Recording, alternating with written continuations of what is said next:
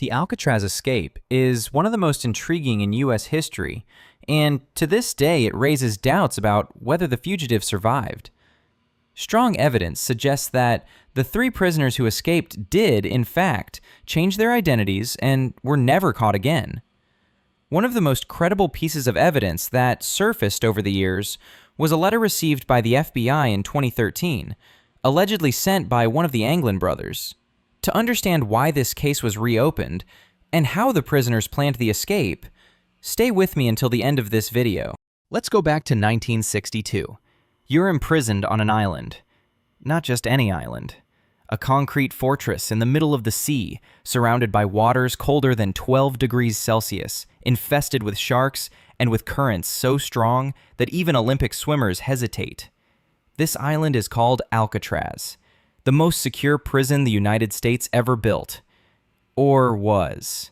Because in 1962, 3 men vanished from there, without a trace, no bodies, no conclusive clues. To this day, no one knows for sure whether they died or managed to escape from something considered impossible. The mastermind behind the operation was named Frank Lee Morris. He had an above-average IQ, 133, according to prison records. Since childhood, he had been involved in crime, but what stood out was his calm, discipline, and ability to calculate every move. He had been arrested multiple times and had managed to escape from other prisons. When he was finally recaptured, they sent him to where they set the irredeemable, Alcatraz. There, he met John and Clarence Anglin, brothers raised in a poor family in Georgia. They grew up swimming in cold Florida rivers and, unlike most inmates, had an absurd resistance to cold. They were also there for bank robbery, but they were discreet, hard-working, and shared Frank's desire to escape. Alongside them was Alan West, the fourth member of the group.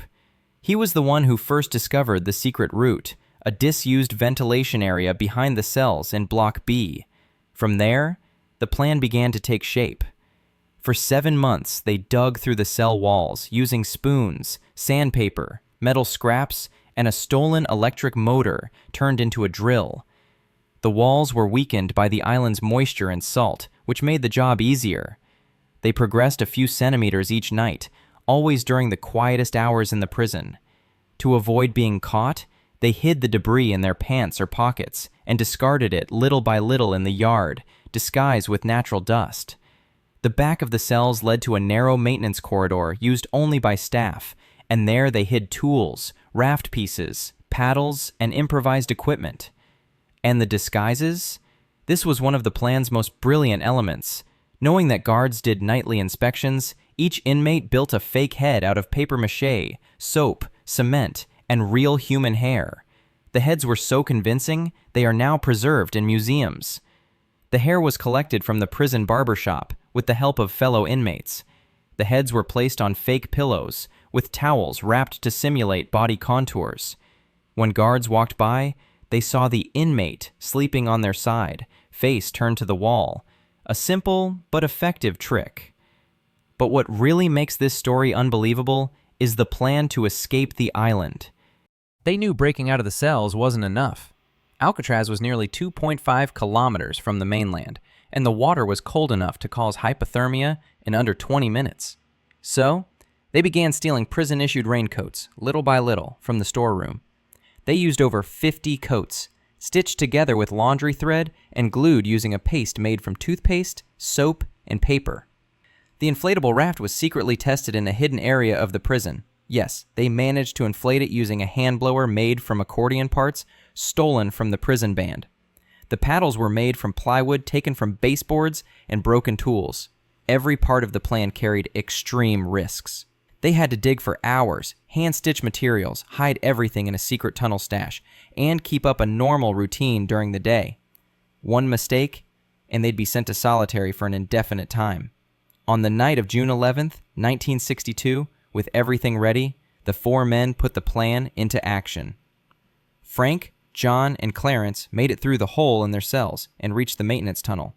But Alan West got stuck. He had sealed the fake grill with so much cement that he couldn't remove it. He tried for over an hour, but couldn't get through. When he finally opened the passage, The others were already gone. The three who made it climbed onto the roof, slid down external pipes, crossed the yard, and reached the island's edge. There, they inflated the handmade raft and vanished into the sea around 10 p.m. The next morning, a guard noticed that Frank hadn't woken up. He called out, got no response. When he shined his flashlight, he saw the fake head on the pillow. It rolled and fell to the floor. The alarm was raised immediately. The entire prison went into lockdown. The FBI, Navy, Coast Guard, and even helicopters joined the search. They found a floating paddle, pieces of raincoat near Angel Island, and a plastic wallet with photos of the Anglin brothers, wrapped in plastic. But no bodies. The mystery that was never solved. Officially, the FBI closed the case in 1979, stating the fugitives likely drowned. But there was no proof. No bodies washed ashore, and experts claim that during that time of year, the sea was relatively calm and the crossing was possible with an inflatable raft, especially for people like the Anglins, who grew up swimming in cold water. And then, the clues started to emerge. Strange, unexplained. 1975, a family friend, Fred Brizzi, handed over a photo taken in Brazil. In it, two middle-aged men stand next to a plantation.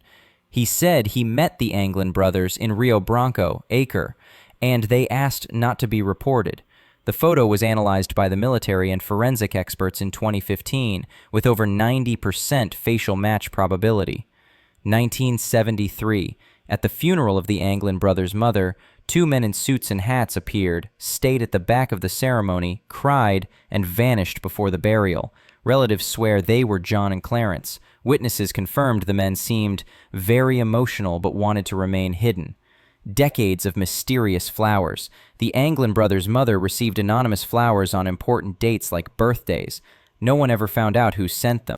In 2013, the FBI received an anonymous letter allegedly written by John Anglin, one of the three Alcatraz fugitives.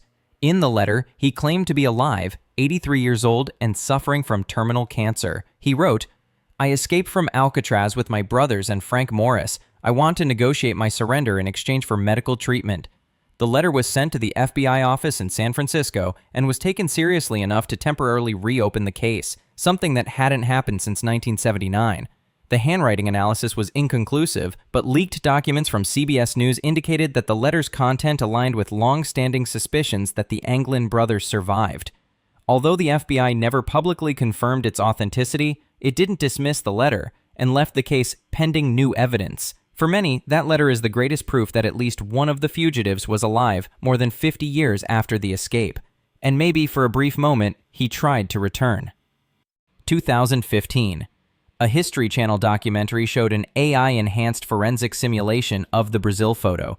The results showed a very high resemblance to the Anglin brothers. The FBI said it wasn't conclusive, but never ruled it out. The final question. Did they survive? Frank Morris, John Anglin, and Clarence Anglin managed to escape from the most secure prison in the world. That's a fact. What we don't know is, what happened next? Did they die in the freezing waters? Or did they cross the bay, reach the mainland, and disappear into a new life? Perhaps in Brazil, perhaps in Mexico. To this day, there is no definitive proof of death or life, only clues, and a silence that has lasted over 60 years. And meanwhile, the question still echoes through the empty walls of the former Alcatraz prison, now a museum. Did the perfect crime happen, and no one noticed? Leave a comment, and if you enjoyed this video, don't forget to subscribe and hit the like button. A big hug from Mr. Square.